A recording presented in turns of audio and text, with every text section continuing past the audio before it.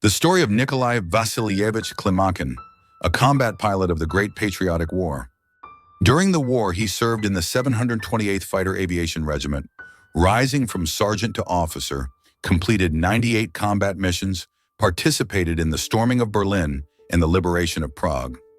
He is credited with 2 shot-down Focke-Wulfs and numerous combat operations to escort and cover bombers. For his service and courage, he was awarded the Order of the Red Banner of Battle. I was born on December 6, 1920, in the Penza region, Kuznetsk district, in the village of Surmino. My childhood was spent in a simple rural school where I completed 4 grades. Later, my family moved to Kuznetsk, and there I continued my studies, the 5th and 6th grades. But soon my parents decided to move to Western Siberia. The Volga region was then ravaged by famine, and it was impossible to stay. My parents managed to leave the collective farm and go to work, and our whole family ended up in Kiselevsk, a mining town near Novokuznetsk. In Kiselevsk, I finished secondary school, getting a full education. It was a city where the breath of the future was especially felt. Mines, factories, people who believed in development. There, I first truly came into contact with aviation. As a teenager, together with my comrades, I built model airplanes, glue, wooden slats, rubber motors. All this fascinated us to distraction. Later, I joined the Prokopyevsk Aero Club. We were literally dreaming of the sky then. At the same time, I studied at school and went through the Aero Club program, and this became a real school of courage and discipline.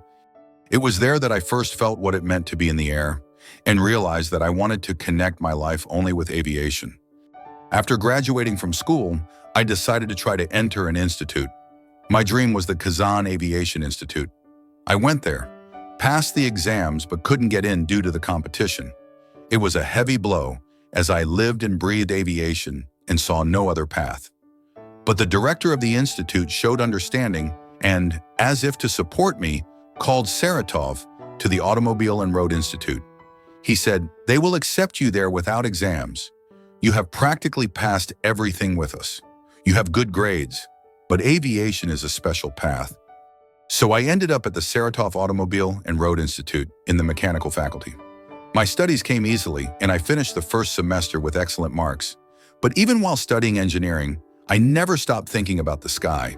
The dream of flying lived in me constantly, and the fact that I had gone through the Aero Club only strengthened my belief that one day I would take to the sky, not as a student, but as a real pilot. In February 1940, I received a summons and was drafted into the Army. Thus, my life changed dramatically. From a student, I became a soldier. First, I ended up in Belaya Tserkov near Kiev, where the 184th Howitzer Artillery Regiment was being formed. So from aviation, I was carried into artillery. There, my passion for radio engineering came in handy. I was appointed senior radio operator. I had 3 men and 3 portable radio stations at my disposal. At first, the service was relatively calm. We moved a lot, sometimes comfortably traveling by train. But when the operation to occupy Bessarabia began in 1940, everything became tougher. With a rifle on my back and a heavy rucksack, we covered up to 70 kilometers a day. I remember how we reached the bank of the Bug River. We were taken to a bathhouse, changed, given clean underwear, and issued so-called death tags, medallions with our name, surname, and family address. This was a serious reminder that any of us might not return. We were preparing for an offensive, everything was ready, we stood on a hill by the river, and suddenly it was reported the King of Romania decided to surrender without a fight. The offensive was canceled. After that, we were transferred to Western Ukraine, to the border with Poland, where we engaged in combat training and guarded the frontiers. It was then that fate gave me a chance to get closer to my dream again. The regimental commander called me in and said, "There is an order from Stalin. All those who have graduated from aero clubs are to be sent to aviation. The choice is yours. You can stay with us or go into aviation." I didn't even hesitate. Aviation was my calling, and I said that I wanted to fly towards my dream. After my decision, everything happened quickly. The commander signed the documents, prepared my personal file, and I was sent to Ternopil. There I passed a military medical commission and rested for several days awaiting assignment. Then I was given a ticket and sent to the Stalingrad Pilots School. On New Year's Eve 1941, I arrived at the school. The program was short-term. There was no time to ease into it. In winter, we focused on theory, and in summer, we went to a field 70 kilometers from Stalingrad, where real flights began. First, we mastered training aircraft, then switched to I-16 fighters. The training progressed rapidly, and soon we were all flying independently. It was there that I experienced an incident that became a lesson for life. During a landing approach, my gaze lingered for a second on a girl sunbathing by the water. That was enough to almost crash into a steep, sheer bank. At the last moment, I pulled the plane up, slicing the grass at the edge with the propeller. A chill ran through me as I realized how close I had been to death. After that incident, I understood. In the air, not a single thought, not a single glance should distract from control. In February 1942, we passed the state commission, and I was sent to the 13th Reserve Aviation Regiment in Kuznetsk, my hometown. There we lived in dugouts we built ourselves and set up an airfield on a bare field. The first flights were on I-15s, biplanes with a short takeoff run. Later, Yak-1s, Yak-2s, and training aircraft arrived. Sometimes we flew Potus. We waited for our turn, understood that the war was in full swing, and knew the time for combat missions would soon come. In 1943, we were assigned to the 2nd Air Army. This was already the front line. We arrived in Lipetsk. There we were told that we would soon be mastering new Yak-1, Yak-7, and Yak-3 fighters. But for now, we had to fly training aircraft. We all dreamed of going to the front, but reality was different. We spent almost a year in the rear. We rarely flew, mostly dealing with household chores, guarding, and loading. By that time, I had already become the adjutant of the squadron. As graduates of the schools, we were sergeants and we were treated accordingly. At first, we were only entrusted with secondary duties. Only by the end of 1943 were we given the opportunity to fully train on Yaks. The Yak-1 was especially valued, the best of the family. We understood that this was a real combat aircraft with which we would have to take to the sky against the enemy. And then finally, in June 1944, the order came. I and several other sergeants were sent to a combat unit, the 728th Fighter Aviation Regiment. The squadron commander there was Senior Lieutenant Alexander Ivanovich Vibornov. To us, he was like a god, and we were just sergeants, just entering the big war. We went through a month of familiarization, then received officer ranks of junior lieutenants, and only then were we allowed to make combat sorties. Thus began my combat work in the skies of war. My first combat missions began near Ternopil. We flew to Poland, escorting bombers to Krakow and cities in Lower Silesia. The front line was constantly moving forward, and we were getting closer and closer to Berlin. Our main task was to escort Pawns, P-2 bombers. There was always a special game in the air. The Germans stayed slightly higher and to the side, as if flying innocently nearby.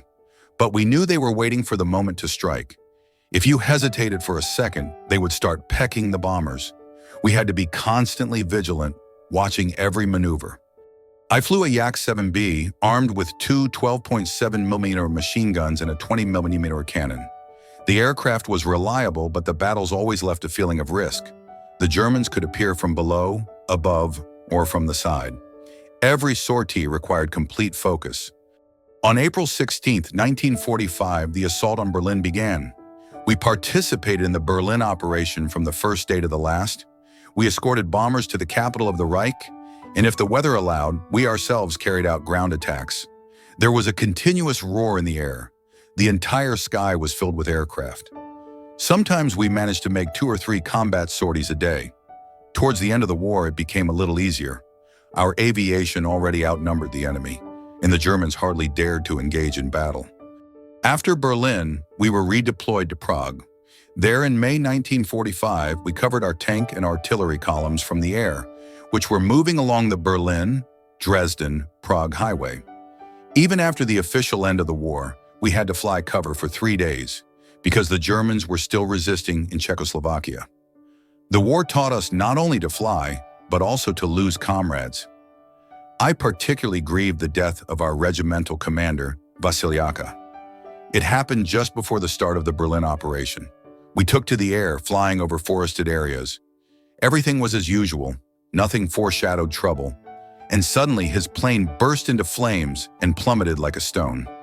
It later turned out that the Germans were hiding in a cemetery among stone crypts and fired large-caliber machine guns directly at the cockpit. Vasilyevich had fought through the entire war and fell at its very end. It was a bitter loss. I also remember the story of Sebastianov. He was shot down by anti-aircraft fire in the mountains of Czechoslovakia. In his burning plane, he managed to find a clearing, landed, and a few minutes later, the machine exploded. He miraculously survived. He reached a village where the Czechs hid him, clothed him, and kept him concealed for over a week. Soon, the squadron commander flew out to him in a U-2 and picked him up to the joyful shouts of the entire village. We all rejoiced at his rescue then. He had 2 orders of the Red Banner and 10 downed aircraft behind him. My own combat tally was modest. 2 shot down Focke-Wulfs. Both times it happened while repelling attacks on our bombers. I caught 1 plane on the way back, the second in a similar situation. At an angle from close range, I opened fire, and after a burst from the large caliber machine gun, the enemy began to smoke. The pilot jettisoned the canopy and ejected. During the entire period from June 1944 until the end of the war, I completed 98 combat missions and received the Order of the Red Banner of Battle. Most often, I flew as a wingman to more experienced pilots. Sticking with the leader was a matter of life and death. Lose him, you're lost. That's how my war went. Tense, difficult, but always with the feeling that in the sky, I was doing my duty. Every combat day was a trial, and in my memory remained instances when seconds decided everything. In Poland, our airfield was a simple forest clearing. One day, the commander of my squadron, Alexander Ivanovich Vybornov, was returning from a mission and couldn't deploy one wheel. Everyone gathered on the field holding their breath. He landed the yak on one left wheel, ran along the runway until the machine crashed onto its wing, and yet he managed to control the plane. That was true mastery. We often felt anti-aircraft fire. I remember when we were covering a crossing, the leader sharply went into a dive and struck a warehouse. I followed, and then heavy fire opened on me. Shells exploded very close, but I shifted the plane into a slip just in time, and the burst missed. Oerlikons were exploding 300 meters from me, and only by a miracle did I survive. There were also technical failures. In one sortie while escorting pawns, the engine on my Yak 7B started to fail right at 5,000 meters. The propeller spun only due to the oncoming flow, like a glider, and I slowly descended. I was about to land at the nearest airfield, but it was under bombardment. I had to push on. At 1,000 meters, the engine suddenly came to life, and the plane shot upwards, almost pulling me out of my seat. I returned to base, and the technicians spent a long time figuring out the altitude control. Another incident was memorable during the Berlin operation. We were flying in a dense formation of bombers, and suddenly bombs began to fall directly in front of me from a plane. I was flying slightly lower and behind, and only a sharp maneuver saved me from being hit by my own payload. In the air, such trifles could cost lives. These episodes reminded us, war forgives neither mistakes nor carelessness. Every flight could be the last, and only attentiveness, skill, and a bit of luck allowed us to return to the airfield. By the spring of 1945, the front was rapidly approaching the heart of Germany. We escorted bombers that struck Berlin. On April 16th, the first mass sortie to the Reich's capital took place. I will never forget that sky. Wherever you looked, there were planes. The entire horizon was filled with machines. Hundreds of Pawns, Bostons, our fighters. Everything mixed into a single thundercloud. We held formation, covered, repelled attacks, and everyone understood. This was the culmination of the war. The Germans tried to resist, but their forces were dwindling. Towards the end, they hardly dared to send fighters into the air. Still, we had to be vigilant. Sudden raids, anti-aircraft fire, smoke from bombings, all this accompanied us until the last day. After Berlin, the final chord came. Prague. The Czechs launched an uprising, and the Germans threw their remaining tanks and artillery against them. Our troops had to break through there, and we had to cover them from the air. On May 10th, 11 and 12, we still took to the sky. The war had formally ended, but German units continued to resist. We flew over columns of equipment, over the Berlin, Dresden, Prague road, seeing our tanks and artillery moving in an endless stream. And only after these sorties did the final feeling come that everything was truly over. We returned to the airfields as different people. Behind us were dozens of combat missions, the loss of comrades, victories, and mistakes, constant tension. The war taught us to value every minute of life and everyone who returned from battle. After the war, our regiment was first based at Glogo Airfield, 70 kilometers from Berlin, then came an order to relocate to Czechoslovakia to Breslau Airfield. We stayed there for about a month. The local population greeted us warmly, with respect. Then we were loaded onto a train and sent to Crimea, to Kacha Airfield. The town and hangars there were severely damaged, and we had to live in village houses, gradually setting up our lives. In late 1945, we were transferred to a new airfield right on the seashore. We continued to fly, but only for training on Yak 9s. I remember once climbing to 8,500 meters on it. These were training flights, combat training exercises at firing ranges. In 1946, an order came to recruit for the Air Force Academy in Menino. I decided to try my luck. I passed the exam successfully, but the Mandate Commission suggested I wait. There were too many heroes and distinguished pilots who were given priority. Then I went to a mixed air division at the academy and started serving there. First as a flight commander, then as a squadron navigator. Flights, shooting exercises, drills. Life returned to its usual rhythm. Once, during target practice with a cone, an incident occurred that nearly cost me my life. My burst severed the cable, and the 3-meter fabric cone came hurtling directly towards my plane. I didn't have time to swerve. It zipped past the cockpit, snagged the tail, and almost flipped the aircraft. I only regained consciousness when the plane was already diving down. I managed to pull it out and return to the airfield. You don't forget lessons like that. In 1949, I passed the exams again, this time for the navigation faculty of the academy. It was headed by the legendary Belyakov, the same one who flew with Chkalov across the pole. My studies lasted 4 years and I graduated in 1953. We trained on Yak 11s and then began to master jet aircraft. The first flight on a jet aircraft made a powerful impression. There was no propeller in front. The view was magnificent, and it felt as if you were cutting through the air like a bird. After graduating from the academy, I received a third-class pilot's badge and an assignment to the city of Tapa, near Tallinn. There I served as regimental navigator and then rose to divisional navigator. These years were filled with flights, training, and exercises. We mastered jet technology, and each sortie required a readjustment of habits, higher speed, sharper maneuvers, and much stricter demands for attention. After serving in Estonia, I was transferred to Leningrad. There I was appointed chief navigator of the army. New responsibility meant not only personal flights, but also organizing the entire navigation service, controlling training, and planning operations. 2 years later, an order came to appoint me chief navigator of the country's air defense aviation. This was already in Moscow. Service in the capital meant the highest level of demands and responsibility, but living conditions lagged behind. We weren't given an apartment in Moscow. We had to commute daily from the Moscow region, and it was a difficult test. Then my wife, Anna Terentievna, stepped in. She went to Leningrad, arranged an exchange of our 2-room apartment for one in Moscow.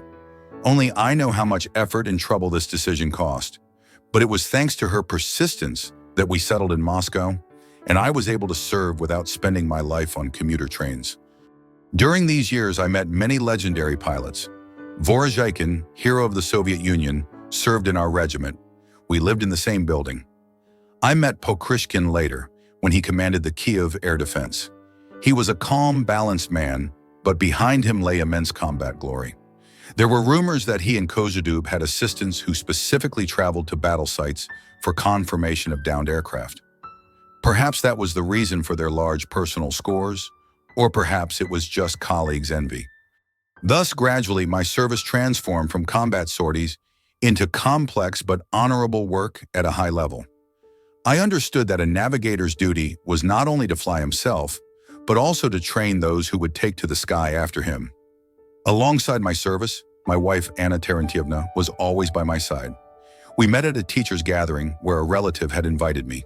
There I saw her and immediately knew it was fate. From that evening on, we were never apart. I remember my first visit to her dormitory. The entire room was filled with flowers. Girls from all floors gathered bouquets to look at us, and one by one, they knocked on the door under various pretexts. Someone was looking for notes. Someone popped in for a notebook. They wanted to see what was happening between us, but we sat in silence, and already that connection was forming between us that would later last a lifetime. Gradually, I started inviting her to the theater, taking her to meet my parents. And a year later, I made up my mind. I came for her and said, "Don't take anything, just a small suitcase." Her mother tried to object, but her father just said, "They don't need anything. Don't bother them, mother." That's how we became husband and wife. Many years have passed since then, and we have lived together for 66 years. We were always together, supporting each other. We went through life like a pair of bays. Sometimes I fell, sometimes she, but we lifted each other up. She always remained young at heart, and I gradually grew old. But next to her, I felt alive. My family became the reliable rear for me, without which it would have been impossible to endure all trials. The war, the long service, and the difficult years after it. And now, looking back, I understand. It was she who helped me go through this path to the end. When I look back, I see a whole life lived in the sky and near the sky. Childhood in a remote village, hungry years, schooling in different cities, the dream of aviation that never left me for a minute. Through artillery and long training, I still ended up where I wanted to be. In the cockpit of a fighter, among those for whom the sky became home. The war taught me to value every minute of life. 98 combat missions, 2 confirmed downed Focke-Wulfs, the Order of the Red Banner of Battle. These are just dry lines. Behind them stood tense days, anxiety before each sortie, the joy of returning, and the bitterness of losses. I saw the death of the regimental commander, the rescue of comrades, dangerous landings, and the fire of anti-aircraft guns. And each time I understood, I am alive today because fate gave me another chance. After the war, there was the academy, new ranks, the transition to jet aviation, service in high positions. I saw how the Army changed, how generations of pilots grew up, whom we taught different rules of war. But the most important thing in my life always remained my family. Anna Terentievna and I went a long way together, and it was her support that helped me endure everything. Without her, all awards and ranks would have been empty. My life turned out the way I dreamed in my youth. I became a pilot, rose to the sky, fought for the motherland, and then passed on my experience to others.